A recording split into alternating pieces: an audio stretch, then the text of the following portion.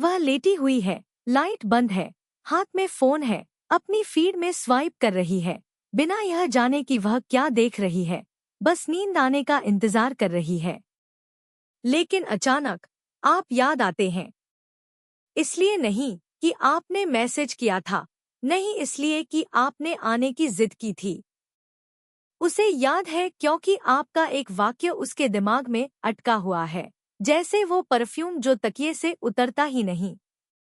आज हम इसी पर बात करने वाले हैं, वो वाक्य जो एक औरत को अकेले में आपके बारे में सोचने पर मजबूर कर देते हैं। लेकिन कोई भी वाक्य नहीं, वो सभी सोशल मीडिया की बकवास नहीं जो अगली कहानी में गायब हो जाती है। मैं उन वाक्यों की बात कर रही हूँ जो अवचेतन को छूते हैं, जो गर्व, इच्छा और खोने के डर को भड़काते हैं। ऐसे वाक्यांश जो सब कुछ तो नहीं कहते, लेकिन काफी इशारा करते हैं। ज्यादातर पुरुष इसे नहीं समझते। वे बहुत ज्यादा बोलते हैं, बहुत ज्यादा समझाते हैं, बहुत कुछ बता देते हैं। बेचैन मर्दानगी जोरदार होती है। वह देखा जाना, पहचाना जाना, स्वीकृत होना चाहती है। केंद्रित पुरुष ऐसा नहीं चाहता। वह मौन की शक्ति को समझता है, जानता है कि हर शब्द में एक प्रतिध्वनि होनी चाहिए, कुछ अनकहा, कुछ ऐसा जिसे वह घर ले जाएगी और सोने से पहले उस पर दोबारा विचार करेगी। आप नहीं चाहते कि वह आपके बारे में सब कुछ जान ले, आप चाहते हैं कि वह उसकी कल्पना करे। आप प्रत्यक्ष नहीं होना चाहते, आप उपस्थिति बनना चाहते हैं। और उपस्थिति का मतलब हर समय उसके साथ रहना नहीं है। उपस्थिति तब होती है जब आपकी अनुपस्थिति खलती है। यह तब होता है जब वह आपकी कहीं किसी बात पर अंधेरे में अकेले मुस्कुराती है। जब वह दिखावा करने की कोशिश करती है कि सब ठीक है, लेकिन वह वाक्य उसके मन में गूंजता रहता है। क्या उसका सचमुच यही मतलब था? उसने मुझे ऐसे क्यों देखा? क्या वह मुझे इतनी अच्छी तरह जानता है, या यह सिर्फ एक संयोग था? ये सवाल तब उठते हैं जब सही वाक्य गलत समय पर आता है। और इसका असर और भी ज्यादा होता है, ठीक इसलिए क्योंकि आप समझाने के लिए वहां नहीं होते। उसे आपकी कही बातों से खुद ही निपटना पड़ता है। और वह चाहे जितनी भी स्पष्टता का दावा करे, वह जो चाहती है वह महसूस करना है। वह भावनात्मक रूप से उत्तेजित होना चाहती है। और किसी भी चीज से ज्यादा कुछ भी उत्तेजित नहीं करता जो उसकी आत्मछवि को छूती है।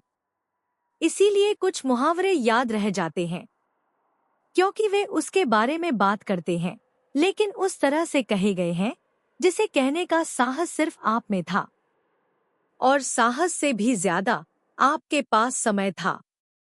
एक औरत की दुनिया में प्रभाव विषय वस्तु में नहीं, बल्कि उस पल में होता है। गलत समय पर सही तारीफ चापलूसी होती है। सही समय पर सही खामोशी रहस्य होती है।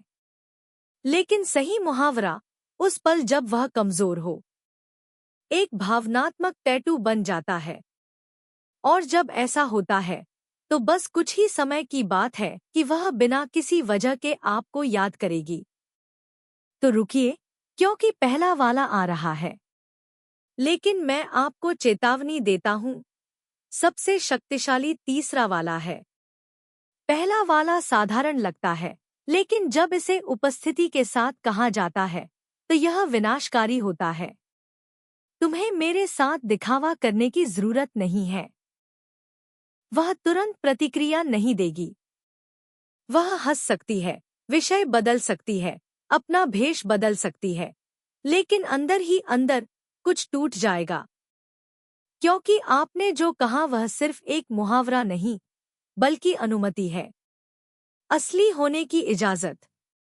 उसकी दुनिया में सब कुछ दिखावा है, हाव भाव, दिखावे, पहले से तैयार जवाब, छिपी हुई भावनाएं। उसने मजबूत बनना, अलग दिखना और नियंत्रण बनाए रखना सीखा है। लेकिन जब आप उसकी आंखों में देखते हैं और कहते हैं, तुम्हें मेरे साथ दिखावा करने की जरूरत नहीं है, तो उसे लगता है कि उसका मुखौटा उतर गया है। और यह डरावना है, लेकिन राहत देने वाला भी, क्योंकि अंदर ही अंदर वह दिखावा करते करते थक चुकी है। आपको अपनी आवाज ऊंची करने या इंटरनेट का अल्फा खेलने की जरूरत नहीं है। आपको बस मौजूद, शांत और आत्मविश्वासी होना है। यह मुहावरा काम करता है क्योंकि यह भावनात्मक नियंत्रण का संदेश देता है। आप प्रभावित करने या हेरफेर करने की कोशिश नहीं करते। आप बस कहते हैं, मैं तुम्हें देख रहा हूँ। और यह क्रूर है, खासकर बहुत खूबसूरत महिलाओं के लिए, क्योंकि वह जितनी ज्यादा खूबसूरत होती है उतने ही ज्यादा चापलूस उसके आसपास होते हैं। ज्यादा खोखली तारीफें, ज्यादा छिपी हुई दिलचस्पी, कम पुरुष जो उसे सचमुच देखते हैं, जो मुस्कान के पीछे की थकान, व्यंग्य के पीछे की चिंता और छलकपट के पीछे की जरूरत देखते हैं। जब आप कहती हैं, तुम्हें मेरे साथ दिखावा करने की जरूरत नहीं है, तो आप कह रही होती हैं, मुझे पता है कि तुम्हारे अंदर और भी बहुत कुछ है और मैं इसे संभाल सकती हूँ। यह बात स्त्री के अचेतन को गहराई से छूती है, क्योंकि गहरे में हर स्त्री संयम चाहती है। वह नियंत्रित नहीं होना चाहती, बल्कि वह यह महसूस करना चाहती है कि वह बिना किसी निर्णय के स्वतंत्र हो सकती है और उसका स्वागत किया जा सकता है। यह वाक्यांश एक टिप्पणी से कहीं बढ़कर है, यह एक दर्पण है। और पल के हिसाब से यह अविस्मरणीय बन सकता है। किसी बहस के बाद कहा गया यह वाक्यांश बिना किसी समर्पण के स्वागत करता है। जब वह अलग थलग रहने की कोशिश करती है तो यह तीर की तरह छुपता है। मौन के बाद कहा गया यह शुद्ध कविता है। और जब वह अकेली होती है, ऐसे पुरुषों से घिरी होती है जो सिर्फ उसके शरीर की तारीफ करते हैं या तस्वीरें मांगते हैं, तो वह आपको याद करेगी। एकमात्र व्यक्ति जो सच चाहता था।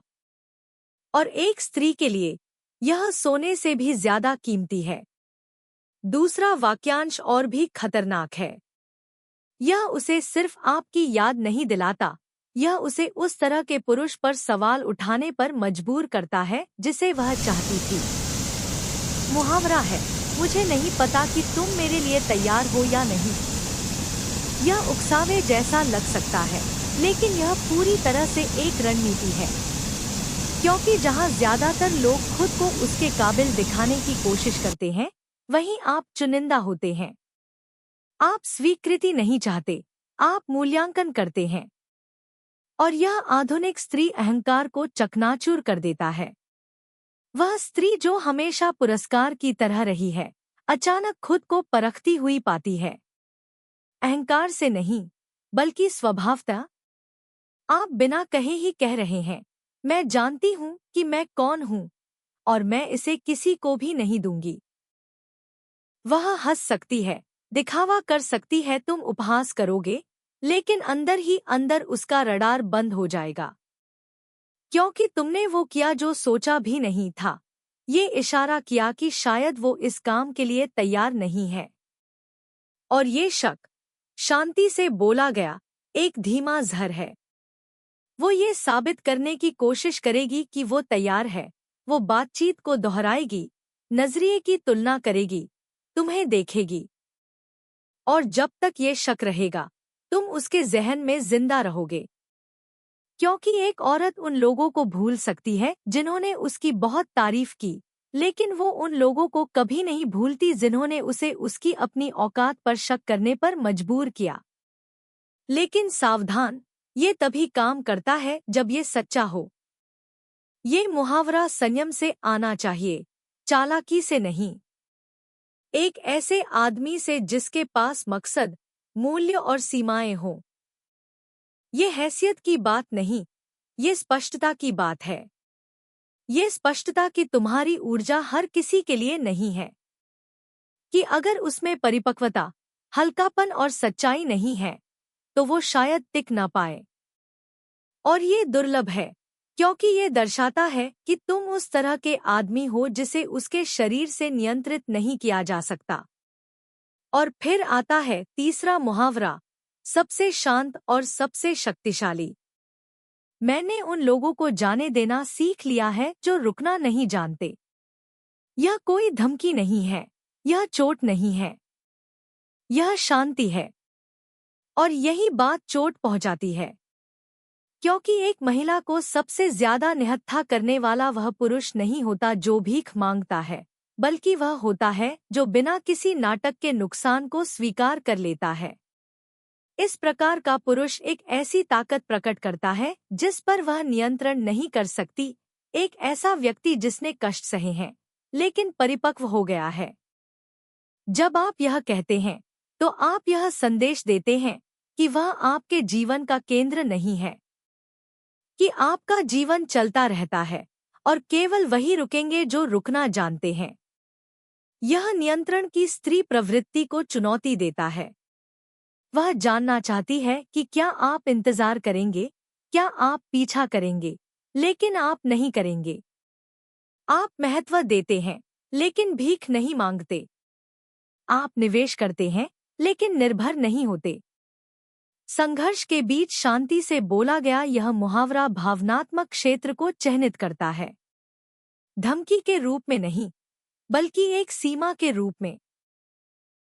तुम उसकी आंखों में देखो और कहो, मैं समझता हूँ, लेकिन मैं वहां नहीं रहूंगा जहां मेरा सम्मान नहीं होता। और जब वह अकेली लेटी होगी, जो कुछ हुआ था उस पर विचार करेगी, तो उसे यह याद आएगा और इसके साथ ही डर भी आएगा, बहुत आगे निकल जाने का डर, कि इस बार तुम वापस नहीं आओगे। 3 मुहावरे, 3 आईने, 3 निशान जो खून नहीं बहाते बल्कि बने रहते हैं। तुम्हें सबसे सुंदर या सबसे अमीर होने की जरूरत नहीं है। तुम्हें सबसे ज्यादा सचेत रहने की जरूरत है, इस बात का सचेत कि तुम क्या कहते हो, क्या चुप रहते हो, क्या होने देते हो। क्योंकि आखिरकार जब वह अकेली होगी, छत को घूर रही होगी, तो उसके दिमाग में तुम्हारा शरीर नहीं, बल्कि तुम्हारी मौजूदगी आएगी, जो तुम्हारे जाने के बाद भी बनी रहेगी। और यही एक आम आदमी को एक अविस्मरणीय आदमी से अलग करता है।